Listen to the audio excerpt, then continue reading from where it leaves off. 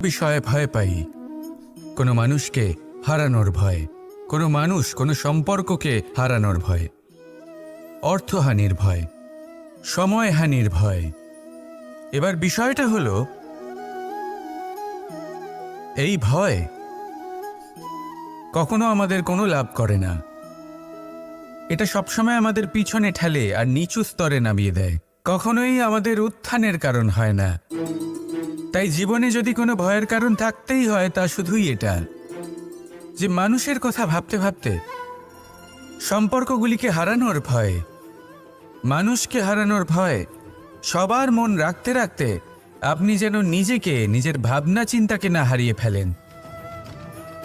যদি এরকম হয়, যদি সকলের মন রাখতে রাখতে আপনি নিজেই নিজেকে হারিয়ে ফেলেন, নিজের ভাবনা, নিজের লক্ষ্য, নিজের মন্তব্যকে হারিয়ে ফেলেন, তাহলে সংসারে যতই যাই হয়ে যাক না কেন প্রসন্নতা লাভ করবেন না।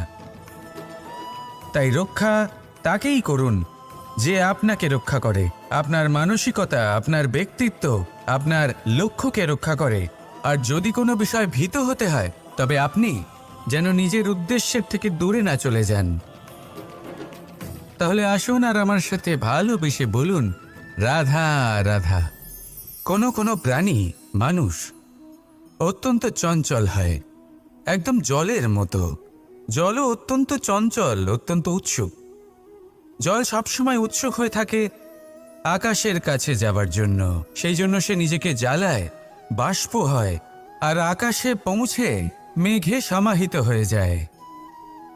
তারপর সেই জল উৎসাহিত হয়ে থাকে যে ও কবে বৃষ্টির ধারা হয়ে মাটিতে ঝরে পড়বে। প্রখর বায়ুর বেগ সহ্য করে, তারপর মাটিতে ঝরে পড়ে। এটা জল কিভাবে করতে পারে? তার উত্তর হলো এটাই যে জল যাত্রার উদ্দেশ্য আর মাহাত্ম্য বুঝতে পারে। আর সত্যি বলতে এই যাত্রা কিন্তু অত্যন্ত গুরুত্বপূর্ণ। দুর্ভাগ্যজনক বিষয় হলো এটাই যে মানুষ, তার নিজেরও একটা যাত্রা থাকে, কিন্তু সে তার মাহাত্ম্য, তার উদ্দেশ্য বুঝতেই পারে না। সে শুধু ব্যস্ত হয়ে থাকে লক্ষ্য প্রাপ্তির দিকে। কিন্তু জীবনের যে আসল সুখ রয়েছে তা এই যাত্রার মধ্যেই লুকিয়ে রয়েছে। সেই জন্য এই যাত্রা যাপন করতে শিখে নিন, এর আনন্দ উপভোগ করতে শিখে নিন। কারণ যে ব্যক্তি এই যাত্রায় আনন্দ নিতে শিখে যান, আনন্দ উপভোগ করতে শিখে যান, সে নিজের লক্ষ্যে নিশ্চিত রূপে পৌঁছে যান। তাই নিজের এই যাত্রার প্রত্যেক মুহূর্ত উপভোগ করতে থাকুন আর এই আনন্দ সহকারে বলুন, রাধা রাধা।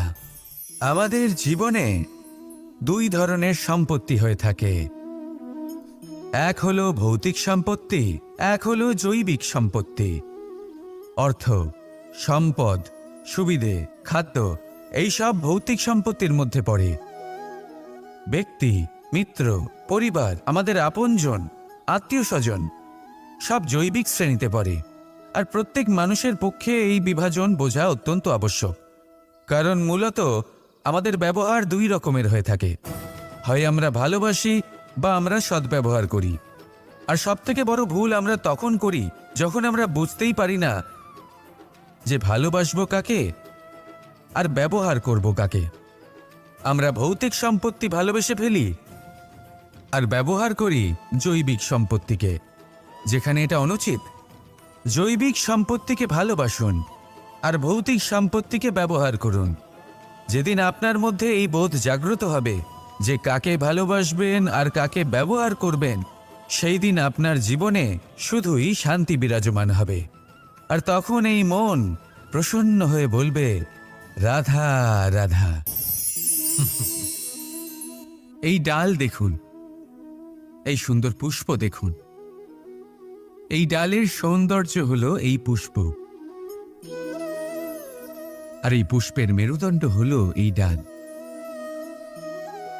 এবার কল্পনা করুন যদি এই ডাল থেকে এই পুষ্পকে ছিঁড়ে নেওয়া হয়, তাহলে আপনি যাই করুন না কেন পুনরায় জোড়া লাগাতে পারবেন না।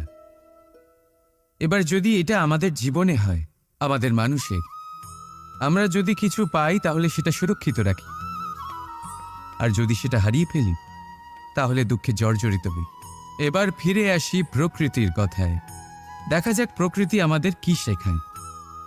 এবার যদি এই পুষ্প এই ডালটা থেকে ছিঁড়ে যান, আর যদি এই ডাল সবল থাকে, তাহলে কিছুদিন পরেই এই ডালে আবার নতুন ফুল ফুটবে। এবার এটা আমাদের জীবনেও ঘটবে, নিশ্চয়ই ঘটবে। সেটাই প্রকৃতি। সেই জন্য জীবনে আপনি যা হারিয়েছেন সেটার বিষয় না ভেবে, যা ফেলে এসেছেন তার বিষয় না চিন্তা করে, ভবিষ্যতে যা আপনি যত্ন করে রাখতে পারবেন, সাবধানে রাখতে পারবেন, সেগুলির প্রতি একাগ্র হন। বিশ্বাস করুন, এই মনরূপী ডালের ওপর সুখের ফুল সবসময় ফুটবেই। রাধা রাধা। আপনি কি কখনো কোনো প্রজাপতি দেখেছেন? ভালো নিশ্চয়ই লাগে। আসলে প্রজাপতি কার না ভালো লাগে? ছোট হোক বা বড়, প্রজাপতিকে সবার ভালো লাগে। এবারে ভাবুন, এই প্রজাপতির সূত্রপাত কি করে হয়? এই প্রজাপতি শুরু হয় একটা গুটি থেকে, যেখানে সে সুরক্ষিত থাকে। গুটি ভেঙে যখন সে এই সংসারে আসে, তখন একটা কীট রূপে থাকে। কীট যে ভূমির ওপরে চলাচল করে, যে বৃক্ষের পাতার ওপরে সুরক্ষিত থাকে। তারপরে তার মধ্যে আসে আরও একটা পরিবর্তন, তার ডানা গজায়। তখনই সে প্রজাপতি হয়। তখন সে খোলা আকাশে উড়ে বেড়াতে পারে। সুন্দর সুন্দর পুষ্প থেকে সে মধু পান করে। কখনো ভেবেছেন যে প্রজাপতি ছাড়া আর কেউ এটা পারে না কেন? কারণ সে সেই গুটি থেকে বেরোতে পারে। যদি সে সেই গুটি থেকে নাই বেরোতো, সে উড়তেই পারত না, কখনো প্রজাপতি হতেই পারত না। আমাদের সাথেও ঠিক এটাই হয়। আমরা সবসময় সেখানেই থাকতে চাই যেখানে আমরা সুরক্ষিত থাকি। সেই সুরক্ষা চক্রেই আমরা থাকতে চাই, কিন্তু এই বিকাশ সুরক্ষা সীমা পার হওয়ার পরেই অর্জন করা যায়। তাই যদি আপনি জীবনে বড় কিছু করতে চান, মহান কাজ করতে চান, নিজের ব্যক্তিত্ব তৈরি করতে চান, তাহলে এই সুরক্ষা চক্র ভুলে যান। সুরক্ষা সীমা লঙ্ঘন করুন, এগিয়ে যান, প্রতিকূলতার সম্মুখীন হন, কঠিন পরিস্থিতির সম্মুখীন হন, সাহস করে এগিয়ে চলুন, আরও শক্তিশালী হয়ে উঠুন। তবেই আপনি জীবনে কিছু করতে পারবেন, তবেই আপনার ডানা গজাবে, আর তবেই আপনি এই সুন্দর আকাশে উড়ে বেড়াতে পারবেন।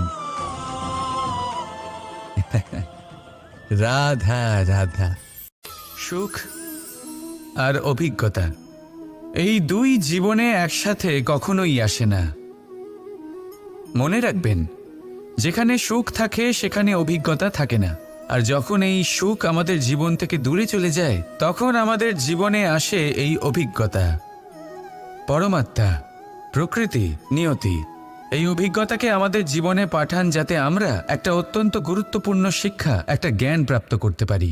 এই অভিজ্ঞতা আমাদের শেখায় যে অতীতে এমন কি হয়েছিল যা আমাদের করা উচিত হয়নি। আমাদের শেখায় ভবিষ্যতে এমন কি আছে যা আমাদের করা উচিত আর কি করা উচিত নয়। দেখতে গেলে এই অভিজ্ঞতা আমাদের সেই শিক্ষা দেয় যার জন্য আমরা সুখের দিকে উচিতভাবে অগ্রসর হতে পারি। সেই জন্য জীবনে যখনই দুঃখ আসবে, দুঃখের এই সময় আসবে, তখন হতাশ হবেন না। বোঝার চেষ্টা করুন এই পরিস্থিতি কেন এসেছে, কি শিক্ষা দিতে এসেছে। যদি আপনি সেই জ্ঞান লাভ করেন, সুখের পথে অগ্রসর হন, তাও উচিত রূপে, তাহলে এই অভিজ্ঞতার উদ্দেশ্য পূরণ হয়ে যায়। তাহলে আসুন আর আমার সাথে ভালোবেসে বলুন, রাধা রাধা। সময়, জীবন, কাল। দেখতে গেলে এই তিনটি শব্দ একটি শব্দেরই সমার্থক শব্দ মনে হয়, কিন্তু এই শব্দগুলির অর্থ কি সমান? কখনোই নয়। হ্যাঁ, এই সময় চলতে থাকে, জীবন চলতে থাকে, কালচক্র চলতে থাকে। এই সময় কেটে যায়, কিন্তু এই জীবন, একে যাপন করতে হয়। কি বলেন? এই জীবনে কিছু করুন বা কিছু না করুন, জীবন এমনি কেটে যাবে, আপনি জানতেও পারবেন না। কিন্তু সেটা আমাদের উদ্দেশ্য নয়, একে যাপন করতে হবে। এই জীবনে প্রেরণা পেতে শিখুন, প্রেরণা দিতে শিখুন, আহ্বান গ্রহণ করতে শিখুন, আহ্বান জানাতে শিখুন, মহান কাজ করতে শিখুন, ধন্যাত্মক বোধ জাগিয়ে তুলুন। জীবন অতিবাহিত করার অর্থ কি তা আপনি শিখে যাবেন। কারণ সময় কেটে যায়, সমস্ত যুগ কেটে যায়, কিন্তু জীবনের রীতি জীবন কাটিয়ে দেওয়া নয়, জীবন যাপন করা। এই জীবন সম্পূর্ণরূপে অনুভব করতে হবে, নতুন পথ বানাতে হবে। এবারে যদি এই জীবন বাঁচার সময় একবার ভেবে দেখুন, যদি মনে প্রেম থাকে, সদ্ভাবনা থাকে, তাহলে কি হবে? এই জীবনকে বাঁচার অনুভূতিটাই অন্যরকম হয়ে যাবে, একটা আনন্দময় অনুভূতি লাভ করবেন। তাহলে এটাই করুন আর আমার সাথে ভালোবেসে বলুন, রাধা রাধা। আমাদের এই বর্তমান আর ভবিষ্যৎকে সুন্দর করার উপায় কি? কেউ বলবেন আজ নিরন্তর পরিশ্রম করতে থাকো, কর্ম এবং চেষ্টা করতে থাকো। তার থেকেও বেশি গুরুত্বপূর্ণ কিছু আছে, বিগত অতীতের সাথে শান্তি স্থাপনা করা। কারণ অনেক সময় আপনার এই অতীত আপনাকে সামনে অগ্রসর হতেই দেয় না। আর অতীতের এই বিতৃষ্ণা যদি আপনি ভুলতে না পারেন, তাহলে বর্তমানের এই মিষ্টি সুখ আপনি কিভাবে উপভোগ করবেন, ভবিষ্যৎকে কিভাবে সুন্দর বানাবেন? তাই এই অতীতকে ভুলে যান, এর থেকে যা শিক্ষা প্রাপ্ত করার করে নিন, আর বর্তমান এবং ভবিষ্যৎকে আরো সুন্দর করে তুলুন। আর আমার সাথে ভালোবেসে বলুন, রাধা রাধা। সারল্য। মানুষ সবসময় এমন কিছু খোঁজে যা সরল, এমন পথ খোঁজে যা সরল, সেই সকল বস্তুর পেছনে ছোটে যা সহজেই পাওয়া যায়। আপনি আমাকে বলুন, যদি সবই সহজে পাওয়া যেত তাহলে আনন্দ কিসে থাকতো? আপনি আমাকে বলুন, সরল কোনটা? দুঃখ ভোগ করার পর চোখের জল ফেলা, নাকি হাসি মুখে অন্য কাউকে সাহস জোগানো? সরল কোনটা? পড়ে যাওয়ার পরে কাউকে সাহায্যের জন্য অনুরোধ করা, নাকি স্বয়ং নিজের পায়ে উঠে দাঁড়িয়ে শক্তি অর্জন করা? সরল কোনটা? ঝড় বৃষ্টি আসার পরে নিজের ভেঙে যাওয়া বাড়ি দেখে চোখের জল ফেলা, নাকি মাটিতে জল দিয়ে আবার নিজের বাড়ি মেরামত করে পুনর্নির্মাণ করা? কোনটা সরল? আপনি দেখবেন সেটাই সরল যেটা শেষে আপনাকে যন্ত্রণা দেবে। সরল পথ নির্বাচন করবেন না, উচিত এবং শ্রেষ্ঠ লক্ষ্য নির্বাচন করুন। পথ যেমনই হোক না কেন তা আপনাকে মেনে নিতেই হবে। যদি পথ কঠিন হয় তাও ভালো, কারণ যে ব্যক্তি কঠিন পথে চলা শুরু করেন শেষ পর্যন্ত সাফল্যের ফুল তার চরণেই এসে পড়ে। তাহলে সামনে এগোতে থাকুন আর আমার সাথে ভালোবেসে বলুন, রাধা রাধা। এই সংসারে এমন কোনো পর্বত নেই যা এতটাই উঁচু যে মানুষ তার শিখরে পৌঁছতে পারবে না, তাকে অতিক্রম করতে পারবে না। এই সংসারে এমন কোনো সাগর নেই যা কিনা এতটাই গভীর যেখানে মানুষ তার তলদেশে পৌঁছে ফিরে আসতে পারবে না। একটা ছোট্ট বরফের টুকরো পর্বতের শিখরে গলে গিয়ে বইতে থাকে, আর দেখতে দেখতেই তা মহানদী গঙ্গায় পরিবর্তিত হয়। এর কারণ কি? এর কারণ হলো প্রচেষ্টা, প্রারব্ধ নয়। এই প্রচেষ্টাই সুনিশ্চিত করে যে আপনার প্রারব্ধ কি হবে। এই সমস্ত কিছু হলো প্রচেষ্টা আর প্রারব্ধের খেলা। আপনার প্রচেষ্টা যেরকম হবে আপনার প্রারব্ধও সেরকমই হবে। আর আপনার প্রচেষ্টা যদি উচ্চ মানের হয় তাহলে প্রারব্ধকে আপনার সামনে নত হতেই হবে। কি বলেন? তাহলে আসুন আমার সাথে ভালোবেসে বলুন, রাধা রাধা।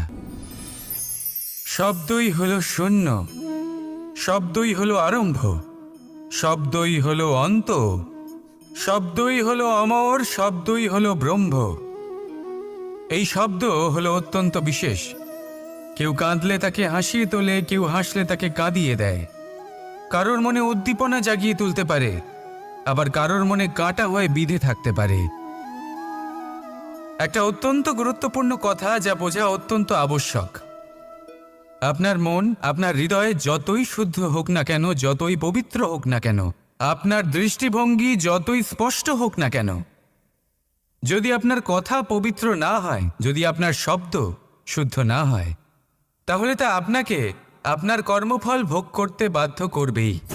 একটা সহজ উদাহরণ দিই। আপনার জীবনে এমন কেউ অবশ্যই থাকবেন যাকে আপনি পছন্দ করেন না, যিনি হয়তো অধর্মী মানুষ, যিনি হয়তো দুর্বুদ্ধি সম্পন্ন মানুষ, কিন্তু তার জন্য অপশব্দ প্রয়োগ করলে তার মধ্যে কোনো পরিবর্তন আসবে না, তার মানসিকতা বদলাবে না, শুধু মনে প্রতিশোধ স্পৃহা জেগে উঠবে, মনে হিংসা জাগবে, আর কিচ্ছু নয়।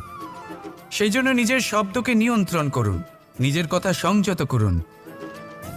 শ্রেষ্ঠ থেকে শ্রেষ্ঠতর মানুষকেও সাবধানী হতে হয়, কারণ যদি এই শব্দের প্রয়োগ সঠিক না হয়, তাহলে আজীবন মানুষকে নির্বাক হয়ে থাকতে হতে পারে।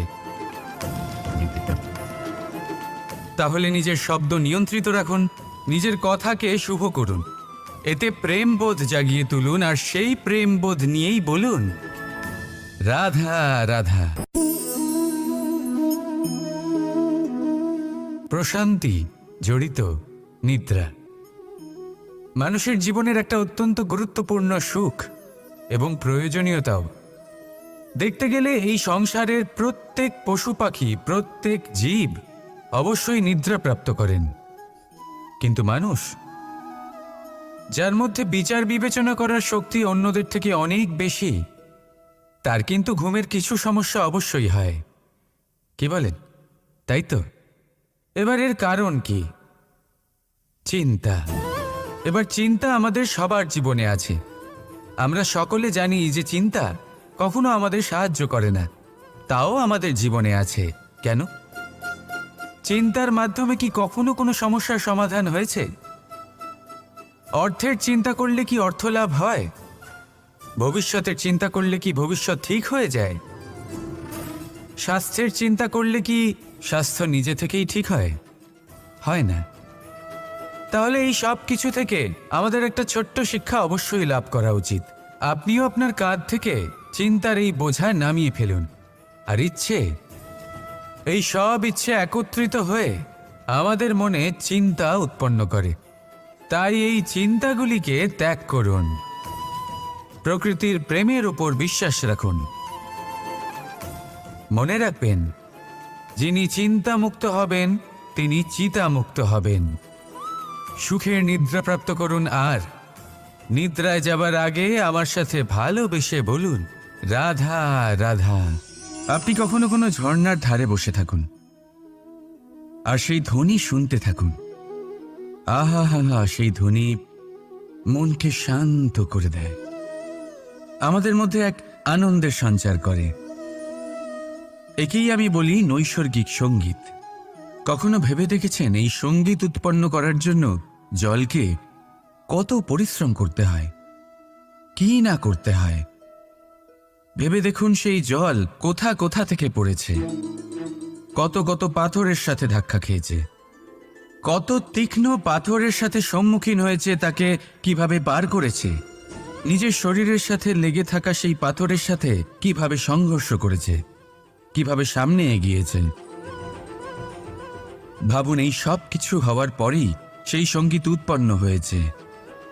এই ঝর্ণার এই মধুর সঙ্গীত কখনো আপনার কান পর্যন্ত পৌঁছতই না যদি সেই জলের বিরোধিতা করার জন্য সেই পাথর না থাকত। এর সারমর্ম কি হতে পারে? সারমর্ম হলো একটাই, এই সব বাধার সম্মুখীন হন, এদের থেকে দূরে পালাবেন না, কারণ এই বাধা হলো নৈসর্গিক। সবার জীবনে এই বাধা রয়েছে, তার সম্মুখীন হন, জীবনের সামনে এগোন। আর আপনিও নিজের ভেতর থেকে সৃষ্টি করুন এই নৈসর্গিক সঙ্গীত, আর এই সংসারে ছড়িয়ে দিন শান্তি আর প্রসন্নতা। রাধা রাধা। স্বপ্ন। স্বপ্ন এই শব্দ আমাদের জীবনে কতটা গুরুত্বপূর্ণ হয়। কিছু স্বপ্ন এমন হয় যে আমরা রাতের মিষ্টি ঘুমের মধ্যে দেখি, তো কিছু স্বপ্ন আমরা খোলা চোখেই দেখি।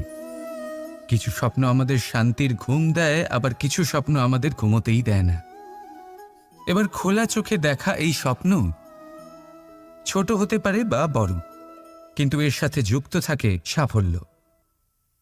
এবার আপনাকে একটা কথা বোঝাই, এই হলো আমার স্বপ্ন, এই হলো সাফল্য। এবার এদের মধ্যে যোগসূত্র হলো বাধা বিপত্তি। তাহলে যত বড় স্বপ্ন হবে ততই বড় বাধা, যত বড় বাধা বিপত্তি ততই বড় সাফল্য। মনে রাখবেন, আকাশে সবথেকে উঁচুতে ওড়ার জন্য বাজ পাখিকে মেঘের ওপর দিয়ে উড়তে হয়। তাই এই বাধা বিপত্তির থেকে দূরে পালাবেন না। অবশ্যই এ হলো সেই বাধা বিপত্তি যার থেকে সংসার দূরে পালাতে চায়। এই সেই অসুবিধা যা আমাদের জীবনে যাতে না আসে সেজন্য লোকে প্রার্থনা করে।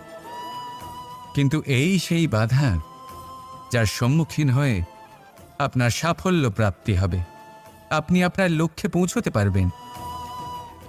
তাহলে আসুন আমার সাথে ভালোবেসে বলুন, রাধা রাধা। এটা সেই নৌকার প্রতিরূপ যা আমাদের নদী পার করায়। এবার বিষয়টা একটু ভেবে দেখুন, সেই বিশাল নৌকা যা আমাদের নদী পার করায়, সেটা নির্মাণ নদীতে নয়, ডাঙায় হয়।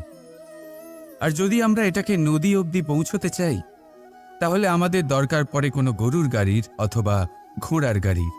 তার সাহায্যে একে বহন করা হয়। এবার পথে যদি কোনো জলধারা আসে, কোনো নদী আসে, আর সেটাকে পার করতে হয়, তাহলে তখন সেই নৌকার ওপরে গাড়ি রাখা হয়, তারপর তাকে পার করা হয়। অর্থাৎ এই যাত্রা দুজনের সংযোগ ছাড়া সম্পূর্ণ হতেই পারবে না।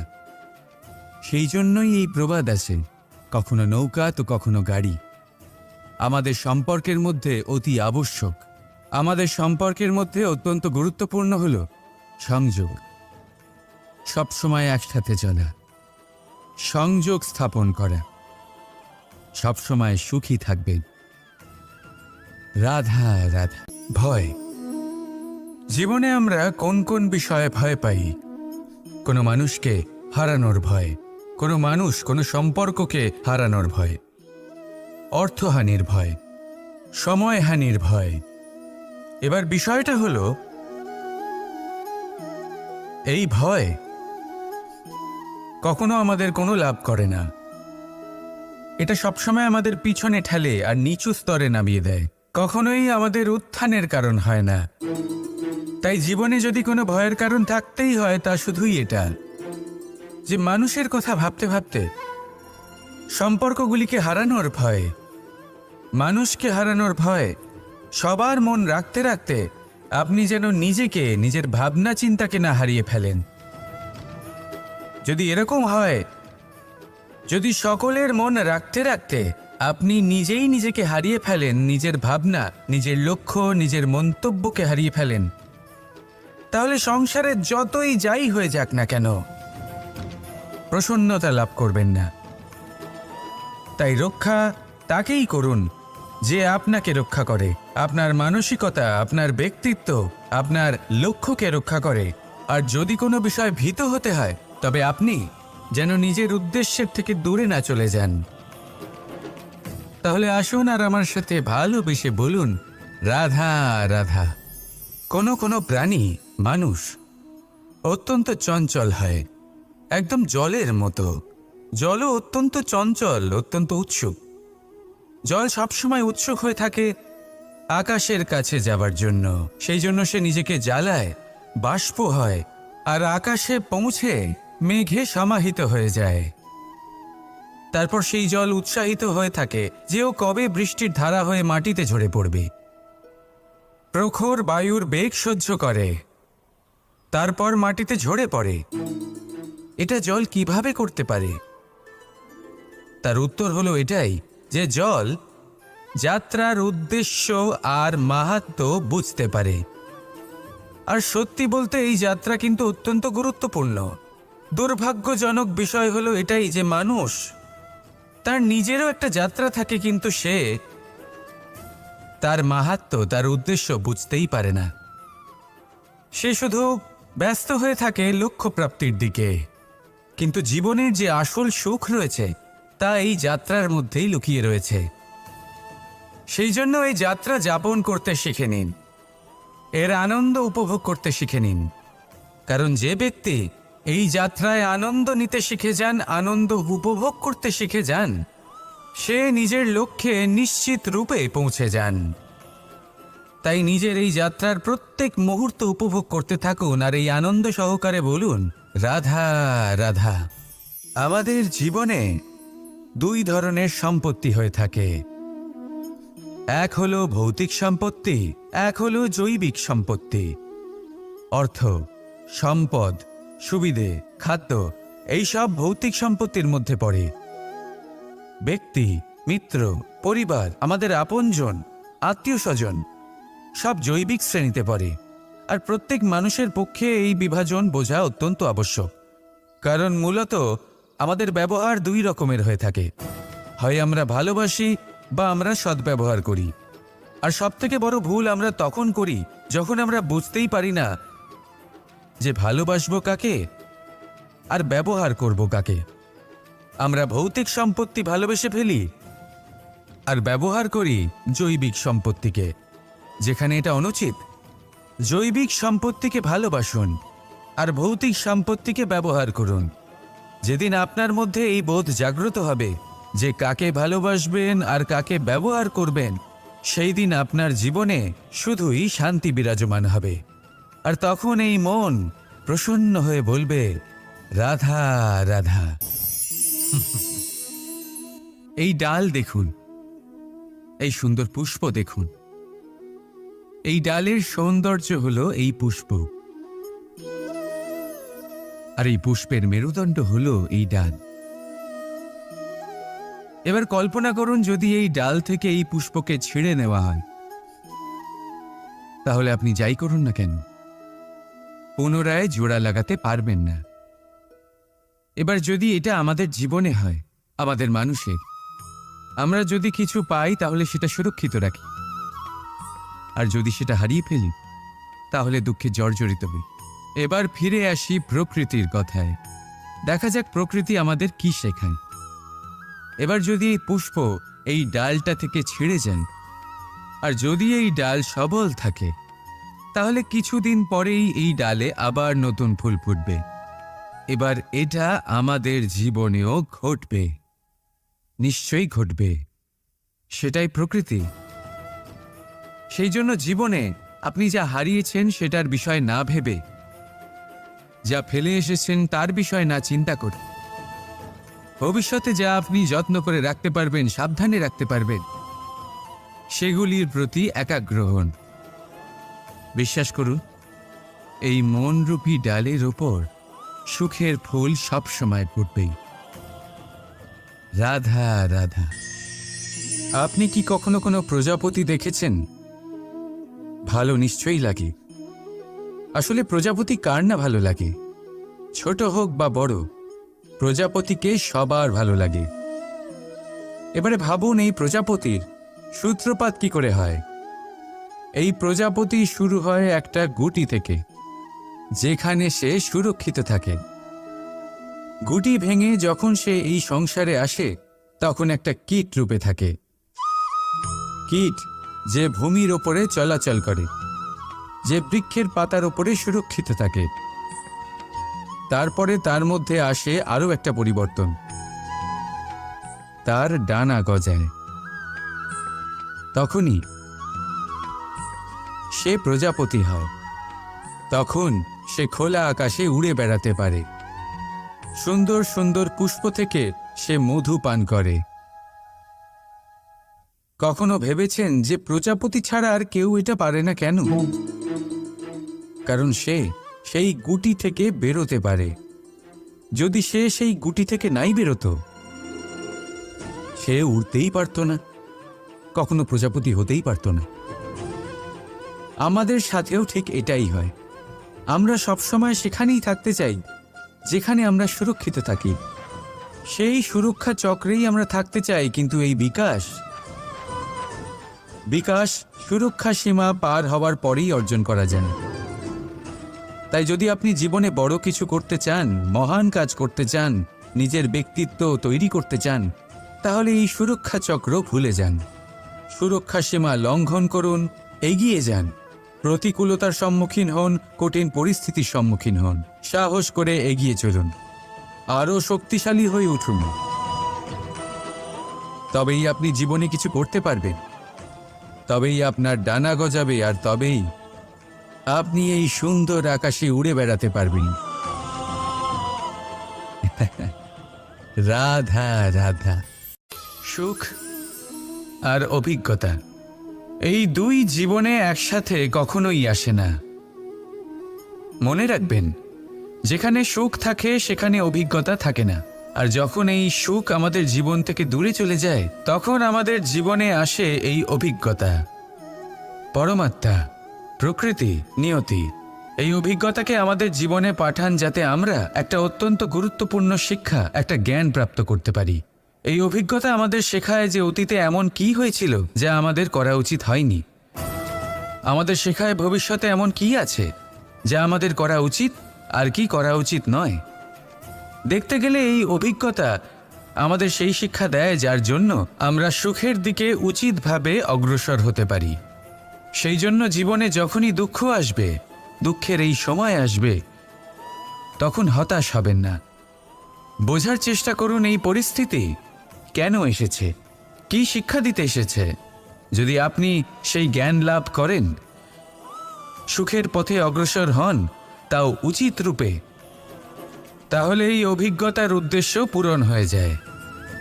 তাহলে আসুন আর আমার সাথে ভালোবেসে বলুন, রাধা রাধা।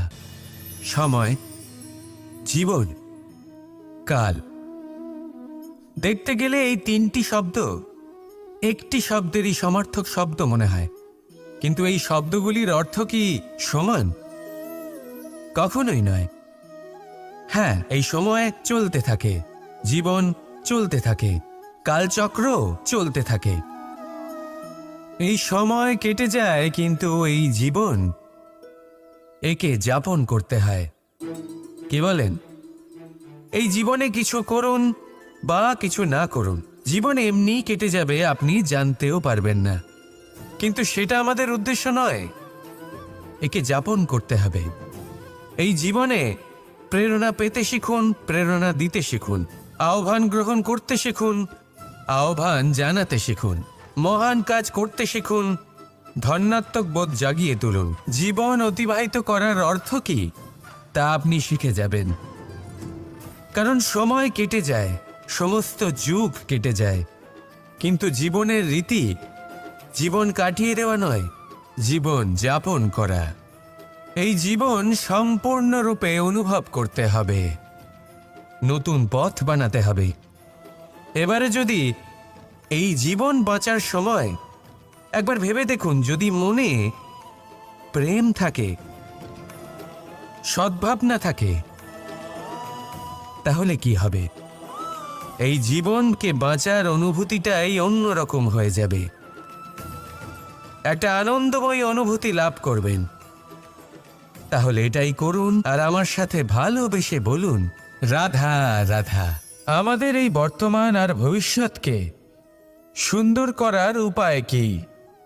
কেউ বলবেন, আজ নিরন্তর পরিশ্রম করতে থাকো, কর্ম এবং চেষ্টা করতে থাকো। তার থেকেও বেশি গুরুত্বপূর্ণ কিছু আছে, বিগত অতীতের সাথে শান্তি স্থাপনা করা। কারণ অনেক সময় আপনার এই অতীত আপনাকে সামনে অগ্রসর হতেই দেয় না। আর অতীতের এই বিতৃষ্ণা যদি আপনি ভুলতে না পারেন, তাহলে বর্তমানের এই মিষ্টি সুখ আপনি কিভাবে উপভোগ করবেন, ভবিষ্যৎকে কিভাবে সুন্দর বানাবেন? তাই এই অতীতকে ভুলে যান, এর থেকে যা শিক্ষা প্রাপ্ত করার করে নিন, আর বর্তমান এবং ভবিষ্যৎকে আরো সুন্দর করে তুলুন। আর আমার সাথে ভালোবেসে বলুন, রাধা রাধা।